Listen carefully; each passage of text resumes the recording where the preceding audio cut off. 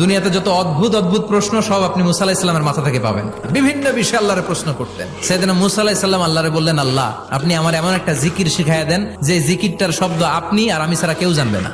দিনে রাতে সব সময় এই জিকির আমি করব, আপনারে ডাকবো, কিন্তু শর্ত হলো এই জিকিরটা জানবে শুধু আপনি আর জানবো শুধু আমি। আল্লাহ বললেন, মুসা পড়ো লা ইলাহা ইল্লাল্লাহ।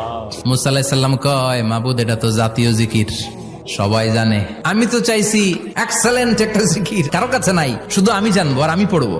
আল্লাহ বললেন, মুসা এই লা ইলাহাকে যদি এক পাল্লায় রেখে দাও, তাম বিশ্ব, 7 আকাশ 7 জমিনটারে তুলে যদি তুমি আরেক পাল্লায় রেখে দাও, লা রাজাহাত কাফাতু লা ইলাহা ইল্লাল্লাহ, মুহূর্তের মধ্যে লা ইলাহার পাল্লা ভারী হয়ে যাবে।